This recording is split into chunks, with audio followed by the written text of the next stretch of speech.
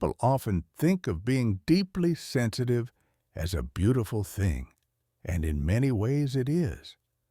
The ability to notice the subtle details in a room, to pick up on someone's unspoken feelings, to sense when something is wrong before anyone says a word can feel like a gift. But what most people do not see is the weight that comes with it. There is a side of this experience that is quiet, heavy, and rarely spoken about. It is not just about noticing more, it is about feeling more, caring more, and sometimes being overwhelmed by it all. For many people, this hidden side can be exhausting, isolating, and even painful. Today, I want to talk about that side, the one that no one seems to talk about, but that so many silently live with. Chapter 1. The constant emotional noise. One of the most difficult parts of being deeply sensitive is that the world never seems quiet. Even when everything around you looks calm, there is a kind of background noise you cannot turn off. It is as if you are tuned into a radio frequency that no one else can hear, picking up on signals that most people walk right past. The tone of someone's voice, the way their shoulders slump slightly, the hesitation in their words. You notice it all. And it does not just stay at the level of observation. You feel it in your body. It is almost as if the emotions around you become your own, whether you ask for them or not. You might wake up feeling fine, but then you step into a room where someone is anxious or upset, and suddenly you feel unsettled too.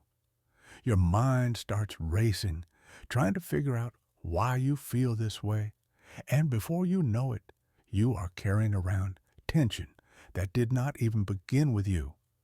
For many empaths, this becomes such a normal experience that it is hard to remember what it feels like to simply wake up and only feel your own emotions. The constant stream of emotional data can be overwhelming, especially on days when you already have a lot on your own plate. It is not just in conversation either. It can be as subtle as the way the air feels when you walk into a building or how a space feels after someone has argued there. Your body reacts before your mind even has a chance to process what is going on. This can leave you feeling tired before the day has even really started because your system is always scanning, always absorbing, always translating what it is picking up. The hardest part is that the world does not slow down to give you time to process. The noise keeps coming. More conversations, more situations, more emotions that seem to stick to you. It is like walking through a crowded market where everyone is talking at once and you are the only one who hears it all clearly. It is no wonder so many empaths end the day feeling drained and longing for silence. For some, this constant emotional noise can even start to make them question themselves. You might wonder why you're so sensitive, why you cannot just brush things off like other people seem to. You might feel like there is something wrong with you because you cannot tune it out. But there is nothing wrong with you. This sensitivity is simply the way you are wired. The challenge is not to shut it off, but to learn how to create moments of quiet for yourself, even in the middle of a noisy world. This chapter is about acknowledging how hard it really is to feel everything so deeply and so often. It is about validating that exhaustion you feel when everyone else seems to be just fine. And it is about recognizing that this is not about weakness. It is about caring more than most people even notice every single day. Chapter 2. When caring becomes a burden. Caring is often celebrated as one of the most beautiful qualities a person can have. For empaths, caring is not just something they do. It is part of who they are. It feels natural to offer support, to step into someone else's shoes, to carry some of their weight when they are struggling. But here is the hidden truth no one talks about enough. Caring at this level can quietly turn into a burden, a heavy one that starts to take up space inside of you without you even realizing it. It usually begins in small, invisible ways. You notice someone is worried, and without thinking, you start worrying too. You hear someone's disappointment, and suddenly you are replaying it in your mind long after the conversation is over. Someone tells you about their struggles, and instead of just listening, you carry those stories home with you. They sit with you at dinner, follow you into the shower, and keep you awake at night. You want to fix things to make it better, and when you cannot, it feels like a personal failure, even though it was never yours to solve. This quiet accumulation of emotional weight can be exhausting. Empaths often describe it as feeling like they are holding everyone together while slowly coming apart themselves. The problem is that this level of caring does not have a natural off switch. You cannot simply decide to stop noticing or stop feeling. So you keep taking on more, telling yourself you will rest later, that this person needs you now. And here is where it becomes dangerous, because over time, you can start losing track of where other people's emotions end and your own begin. You may find yourself feeling sad and not knowing why, only to realize you absorbed that sadness from someone else hours ago. You may find yourself changing your plans, your priorities, even your own emotional responses just to make things easier for others. You do not even notice the shift at first because it happens so subtly. Caring becomes a burden when it tips you out of balance, when your compassion for others leaves no compassion for yourself. It is in those moments when you realize you have been skipping your own needs because you were too busy tending to everyone else's. It is when you notice that you have not had a quiet moment to yourself in days, and the thought of sitting alone feels both desperately needed and strangely uncomfortable. This is the dark side of empathy that few people talk about. The side where your beautiful ability to care leaves you depleted, anxious, and questioning your own worth. It can even make you resent the very people you care about, not because they have done anything wrong, but because you have stretched yourself so thin there is nothing left for you. And then comes the guilt for even feeling that way. Many empaths find themselves caught in a cycle of overcaring, exhaustion, and guilt. They try to pull back, but then feel selfish. They try to keep giving, but then feel drained. This back and forth can go on for years, leaving a person feeling like they are never enough, not for others and not for themselves. But this chapter is not just about acknowledging the burden. It is about recognizing it as a signal. When caring starts to feel heavy instead of meaningful, it is a sign that you need to pause and reconnect with yourself. It is not about caring less. It is about caring in a way that does not erase you in the process. When empaths realize that it's okay to set limits, to rest, and to let some things remain unsolved, they begin to lighten the load they have been carrying for so long. This is where balance begins, not by shutting out the world, but by letting yourself exist fully within it, with space to breathe, to feel, and to simply be. Chapter 3. The emotional toll no one sees. The weight of feeling so much, so often, does not just stay in the mind. It begins to settle into the body, the heart, and even the way you move through the world.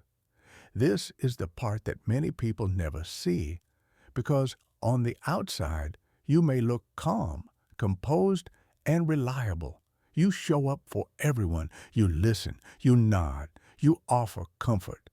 But on the inside, You might be unraveling quietly, and no one would ever know. One of the first ways this toll shows up is through emotional exhaustion. You might wake up already feeling tired, even after a full night's sleep. Your mind has been running all night, processing conversations, moments, and emotions from the day before. It is like your brain never really shuts off. You replay moments you wish had gone differently, or you think about how someone else is feeling right now and wonder if there was more you could have done to make it better. It is a constant hum of responsibility that never fully goes away. Then there is the heaviness that builds over time. You might notice that little things start to feel overwhelming. A simple request from someone might feel like too much, not because it is a big deal, but because your emotional reserves are already empty. You are stretched so thin that even small ripples feel like waves. This can leave you irritable or withdrawn, which then makes you feel guilty because you're usually the person who is there for others. Another hidden cost is how it can affect your sense of self. When you are constantly tuned into what others are feeling, it becomes difficult to know what you're feeling. You might ask yourself questions like, do I actually feel sad right now, or am I just picking up on someone else's sadness? Do I really want to do this, or am I just doing it to keep the peace? Over time, this can lead to a kind of quiet identity crisis where you start to lose touch with your own preferences, your own boundaries, and even your own dreams. This emotional toll also has a way of creeping into how you relate to the world. You might start avoiding certain situations or people, not because you dislike them, but because you know how drained you will feel afterward. Social events that others seem to enjoy might leave you feeling completely spent, and then you need days to recover. This can be isolating, because while you crave connection, you also crave rest. It is a constant balancing act that never feels quite right. And perhaps the most painful cost of all is how often you suffer silently. Because you are the one people turn to, it can feel hard to turn to anyone yourself. You do not want to be a burden. You do not want to seem weak. So you hold it all inside, smiling through the tiredness, nodding through the weight in your chest. The world sees your strength, but not your struggle, and that can feel incredibly lonely. This is why many empaths reach a point where something inside them shifts. The emotional toll becomes too heavy to ignore. They realize that something has to change, not because they no longer care, but because they care too much to keep breaking themselves in the process. This chapter is about naming that hidden cost out loud. It is about saying, yes, this is real. Yes, it is hard. And yes, it matters. Because once you see the toll for what it is, you can start to honor it. You can start to make choices that allow you to carry this gift of sensitivity without letting it crush you. Chapter 4. Protecting your energy without closing your heart. There comes a moment when you realize that feeling everything so deeply has a cost, and that if you do not take care of yourself, no one else can do it for you. This is where many empaths start to wonder if they need to shut themselves off entirely, to stop caring so much, to build walls around their heart. But the truth is, you do not have to lose your kindness or your compassion in order to protect yourself. What you need is not a wall. It is a boundary, one that allows you to remain open while staying safe. The first step is awareness. Most empaths have spent so long taking in other people's emotions that they do not even notice when it happens anymore. So one of the most powerful things you can do is pause and ask yourself, Is this feeling actually mine? If you are suddenly anxious, sad, or tense, take a moment to check in. Was everything fine a few minutes ago?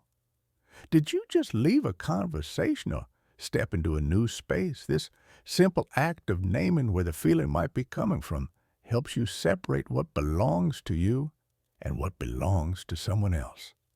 Once you begin to notice what you're carrying, the next step is learning to let go of what is not yours. This can be as simple as giving yourself a moment of quiet at the end of the day to mentally release what you picked up. Some people like to journal, some like to walk, some simply sit and breathe deeply, imagining the weight leaving their body. Whatever method feels right to you, the point is to remind yourself that you do not have to hold everything. Creating balance also means giving yourself permission to rest before you reach the point of collapse. Many empaths wait until they are completely drained before they finally slow down. But rest is not selfish. It is essential. When you allow yourself to recharge regularly, you actually have more to give, and you can do it from a place of peace instead of depletion. Another powerful way to protect your energy is by becoming selective about where you invest your attention. This does not mean avoiding people or situations altogether, but rather noticing which ones leave you feeling lighter and which ones leave you feeling weighed down. You are allowed to say no to things that consistently drain you. You are allowed to step back when you need to. This is not unkindness. It is self-respect. It also helps to create small rituals of calm throughout your day. It might be stepping outside for fresh air, listening to music that soothes you, or simply sitting in silence for a few minutes. These moments are like anchors that remind your nervous system that it is safe, that you do not have to be on alert all the time. Over time, this becomes a habit that helps you stay grounded even in the middle of chaos.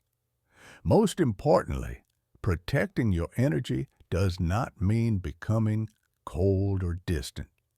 It means learning to hold space for others without emptying yourself completely. It is about listening with compassion, but not taking every story home with you. It is about being present for someone's pain without making it your own. This is not detachment. It is healthy connection. The beauty of learning to protect your energy is that it allows you to keep your heart open without breaking it every time. It allows you to remain caring without becoming consumed. And as you practice this, you begin to notice that you're calmer, more centered, and more able to offer the best of yourself. Not just what is left over after everyone else has taken what they need. This chapter is about reclaiming your space, your time, and your emotional well-being so that you can continue to be the kind, empathetic person you are, but in a way that is sustainable. Protecting your energy is not about changing who you are. It is about finally learning how to honor who you are. Chapter 5. Embracing your sensitivity as strength. After all the exhaustion, the emotional noise, and the burden that can come with feeling so much, it can be easy to see empathy as a weakness, as something that makes life harder than it needs to be. But here's the truth. Your sensitivity is not a flaw to fix. It is a strength that can guide you through life with a level of depth and connection that few people ever experience. The key is learning to work with it instead of against it. One of the most powerful shifts happens when you stop asking, "Why am I like this?" and start saying, "This is who I am, and this is how I choose to care for myself." It is a shift from seeing sensitivity as a burden to seeing it as a compass. Your feelings are not random.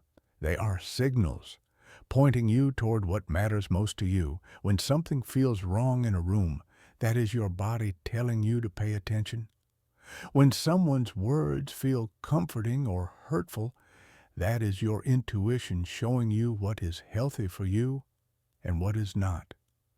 This strength becomes even more powerful when you learn to trust yourself.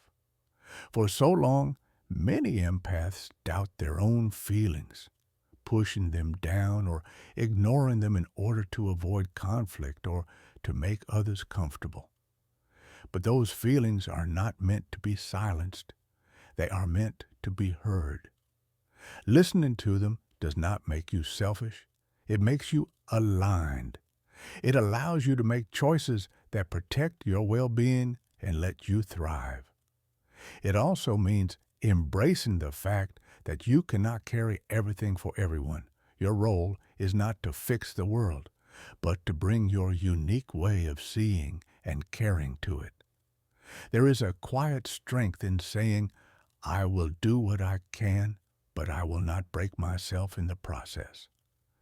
That decision alone can be life-changing because it allows you to care in a way that feels free rather than heavy.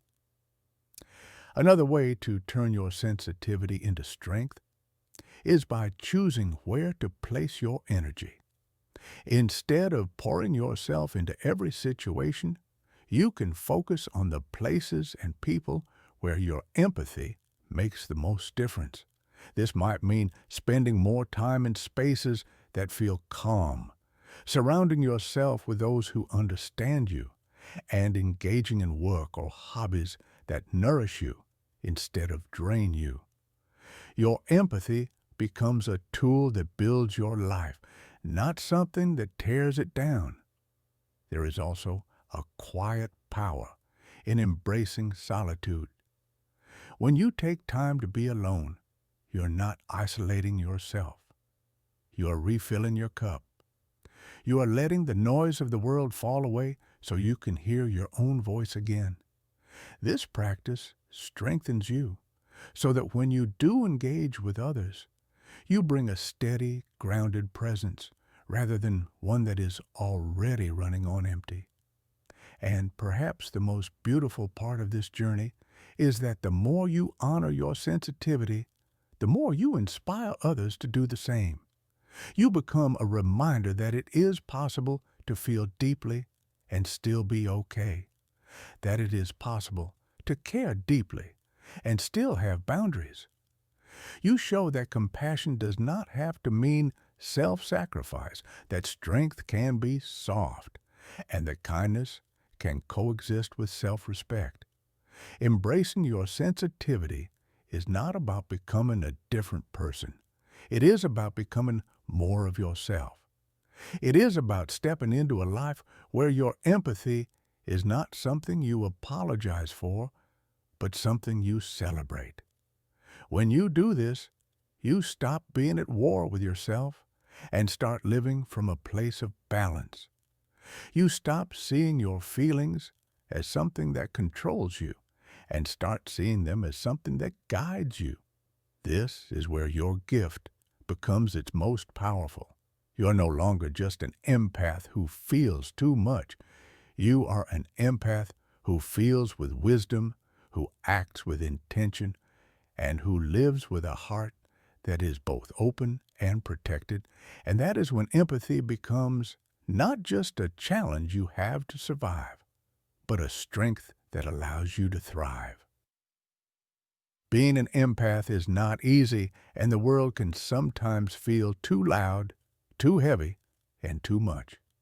But the journey we've explored together shows that what feels like a weakness can become one of your greatest strengths. The constant emotional noise you feel does not have to control you.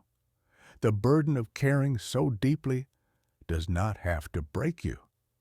When you learn to notice what is yours and what is not, when you allow yourself to rest without guilt, and when you create space for your own needs, you begin to reclaim your power. You realize that you can still care, still love, and still show up for others, but now you can do it in a way that does not leave you empty. Your sensitivity is not a flaw. It is a guide, a teacher, and a source of quiet strength. Embracing it means trusting your feelings, protecting your energy, and allowing yourself to grow into someone who is both compassionate and grounded. You do not have to carry the whole world on your shoulders to make a difference. You only have to start by carrying yourself with care.